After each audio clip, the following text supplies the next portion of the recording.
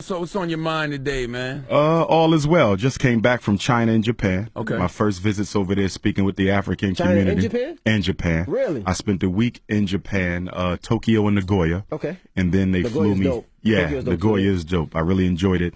And then I went to Shanghai and Beijing.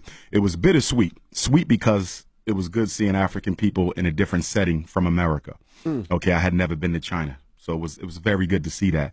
The bitter side is the fact that we're not treated well over there. Really? I'm not Really? surprised at that. What you mean?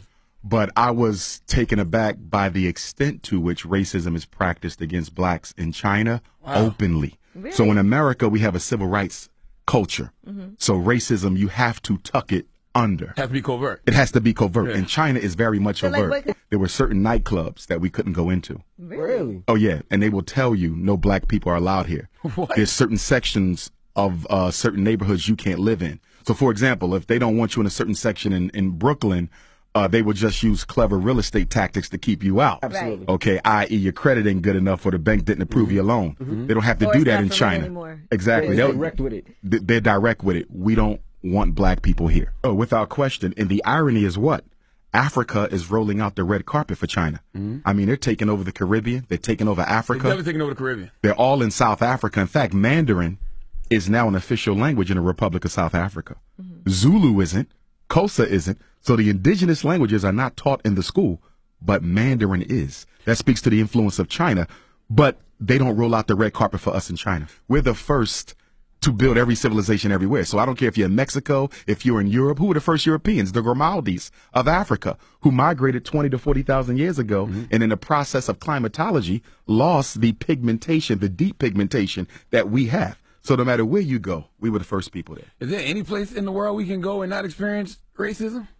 No, not at all. Even the Because- Caribbean? Not even in the Caribbean. In fact, when I was in Jamaica, I keynoted the Garvey celebration last summer, Ocho Rios. The Chinese pretty much own Jamaica. I mean, the Jamaican government is giving them concessions, land concessions. They're building hotels, beach resorts.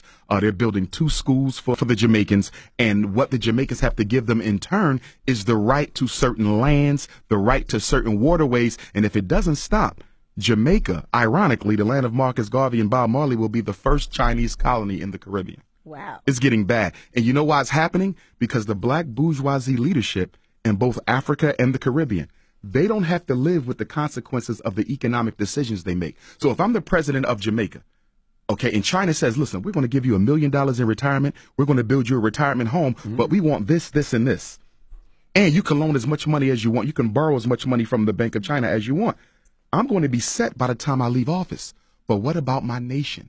Jamaica will be struggling for the next 50 and 75 years because of bad economic decisions from selfish leaders today. And that's the problem in Africa, and it's the problem in the Caribbean. Well, you got to remember, China is overpopulated. So it's always looking for opportunities to dump some of its excess population. Right. And you know what's so sad?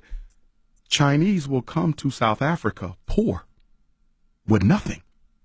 And in 3 years, they're owning 2 and 3 major businesses. Because what happens is when the Chinese come, they employ their own. They don't employ indigenous African labor. But this is exactly what the heads of state tell black people. Let the Chinese come to Jamaica. Let them come to South Africa. They're going to give you guys jobs. The jobs never come. They bring their own population, which makes sense from their perspective because they have so many people that need a place to go outside of China. So they're showing up broke and going back home as millionaires.